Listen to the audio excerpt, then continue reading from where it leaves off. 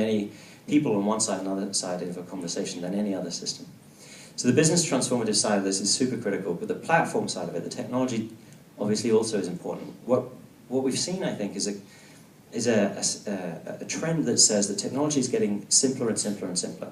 So we have, our engineering division have a mantra, a goal, a vision that says be simple and be everywhere. Be simple and be everywhere.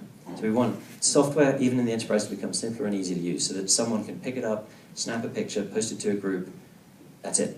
But the value that that communication can then take on is so much greater than the functionality that powers it. But what we also see is that people's ability to consume technology is rising.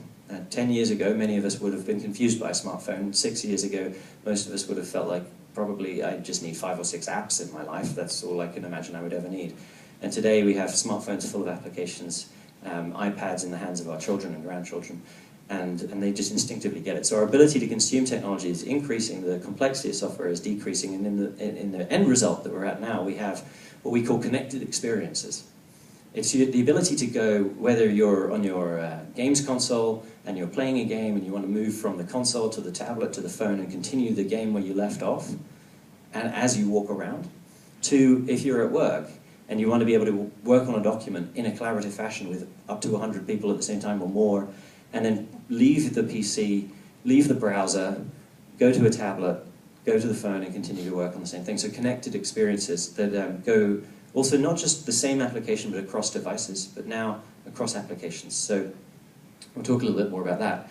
There are 4 buckets that we've seen from our customers. So we've worked with these amazing organizations and we started to think about which functionality they needed.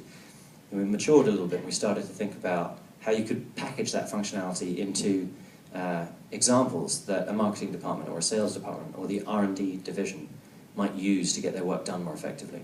And then we've kind of gone up another level from that, and we've realized that actually you can bucket those things into broadly 4 areas, which you see up here. And there's some amazing examples of what companies are doing to help teams collaborate more effectively, to engage their staff, and particularly if you think about a rebranding or an M&A scenario, right? So Yammer's been acquired by Microsoft. How do we ensure that the Yammer people stay super excited, and we take that passion and we bring it to the Microsoft engineering teams, we bring it to the Microsoft sales teams?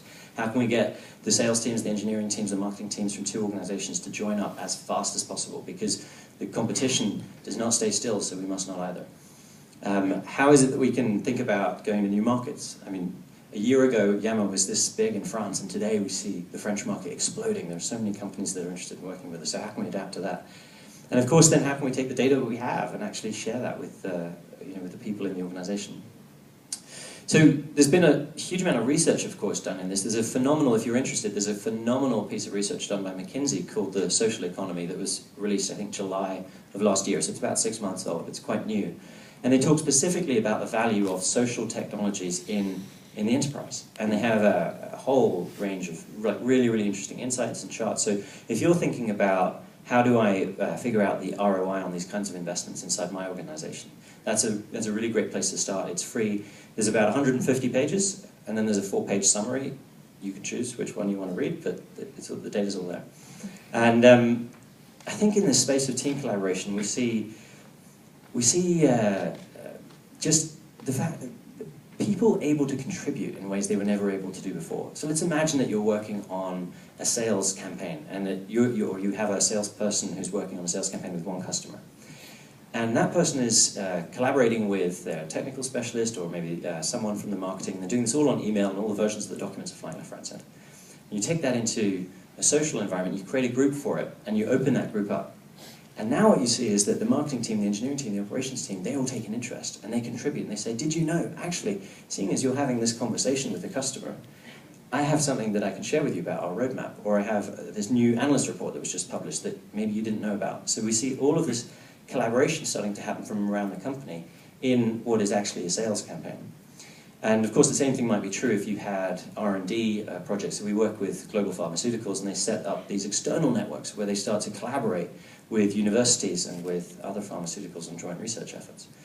So this ability for people that are not specifically in the role of working on that particular project, who actually are working on other projects but have something to contribute, this these kinds of systems enable that to happen. And the beauty of it is this is self-selection, this is volunteerism, this is people saying, I can help, I can contribute. It isn't something someone wrote in their profile because HR told them they had to fill in a profile, and that someone then searched on and found that they had some relevant experience.